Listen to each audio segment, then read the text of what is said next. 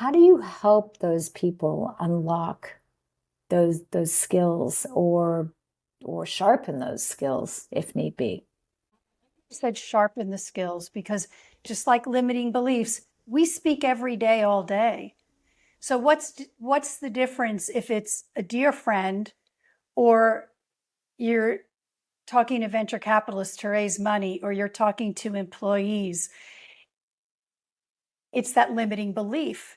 So the number one, the very first spoke, if you will, of my framework, remarkable framework, is reframe the thinking, and working with clients to reframe that thought really helps you embody how you really are, not what you think you are. Or, does the size of the room matter? Do the color of your socks matter when it comes to being a speech? No, you're speaking, you still have a same goal. And so reframing somebody's thoughts and having them focus on the task at hand. What is it you want people to know? And what you want them to do about that question. And do you find that the delivery, I mean, there's so many layers, right, to that ability to do public speaking. There's, as you just said, knowing what it is, what is the message and what is the action that you want people to be able to take from that.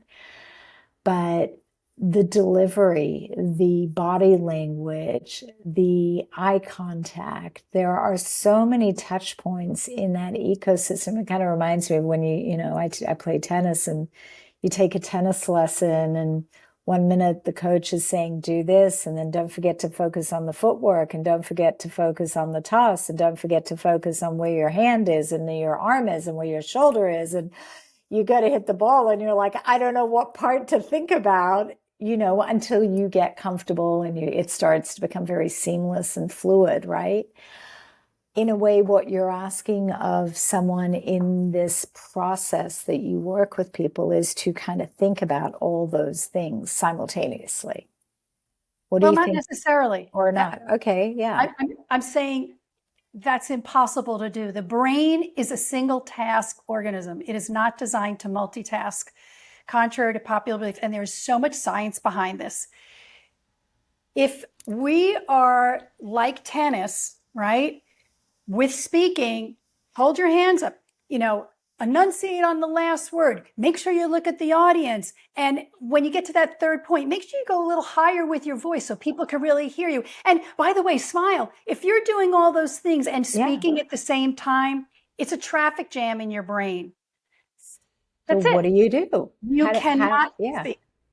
Well, I've developed this framework that is all about getting to the essence of your message in minutes. So the idea is based on a book I read in 2016 called Sprint. And that's about doing sprints. A lot of people do it in businesses to get to prototyping a product within a record amount of time. So I tried that at one point when I was in the world of marketing with my team. And it was amazing how quickly we were able to develop these full-on marketing campaigns and get everybody on board. So fast forward to public speaking, I'm coaching these professionals on getting out their elevator pitch. And it dawned on me, what if I used the sprint method? What if I reduced the time, gave them 30 seconds to tell me what their big ideas, why they're sharing it? What would that look like? Well, after 13 some odd cohorts, which were hundreds of people later, yes, in fact, reducing time, restricting all of this extraneous ideas, not only do you get to the point, but there's a whole component of adding storytelling to your speaking. And when you start doing that, talking about the things you know, revealing and reflecting on experiences you have lived, you might be surprised at how naturally the tone and voice inflection comes in and the hand gestures.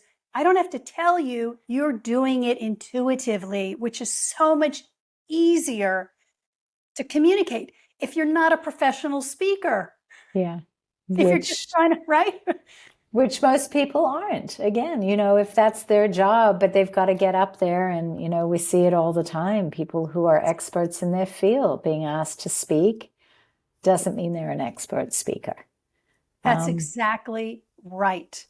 And as I mentioned earlier, you speak every day. So is it talking to, at the all hands meeting? Is it presenting to your higher ups or the board of directors? Are you speaking with clients? Maybe it's a friend. Maybe it's somebody in a coffee shop. Those are all opportunities to communicate, not as a professional speaker, but as a good, articulate, engaging speaker. Right. And it's funny, I realize I spend a lot of time talking to people about their personal brands. People are trying to reinvent parts of their life, or, a big part, a small part. But the topic of personal branding is a constant. And in this day and age where people's social media platforms and the way they sign off on an email, the way you communicate in a room, you walk into a cocktail party, and someone says, "Oh, great to meet you. What do you do? What line of work are you in?" And the way somebody answers that question is so telling. And I'm sure, like me, you probably recognize those who can naturally just share with you what they do, and others who have a hard time finding the vocabulary to describe what they do or what they're passionate about. Because they're not accustomed to doing it, or they've just never really realized the impact of their words and how they do or don't convey the meaning that they intend. And I find a lot of people really could do with some guidance in that space, that personal branding, that defining who I am, what I do, and what do I want your takeaway to be from me, but know your audience, so that I may tell one person what I do in one manner and another person in another manner. And I think that that's an area, sort of the smaller version of speaking on a stage, is how do we show up in a room when we connect with people and communicate who we are and what our personal brand actually stands for. The framework, the remarkable framework that I've developed, and I've been working with many, many people globally for 5 years. This is that framework in minutes helps people get to that essence of their message, because your story, if you don't tell it, who will? And in an age of AI where you can write scripts all day long, it's not going to know your personal stories and your moments and your experiences. But that's your legacy. That's your journey.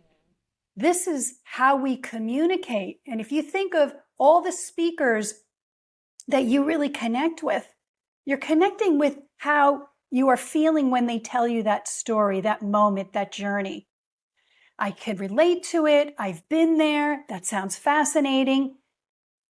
But somewhere along the line, we stop telling stories in our daily lives, in our personal work. And the truth is, there isn't a metric on the planet that isn't derived of some kind of human interaction or behavior or experience. That's where the metrics come from. So true. So as Brene Brown says, stories are data with a soul. Great news. The conversation continues. When you subscribe, like, and ring the bell, you'll know when a new episode has released.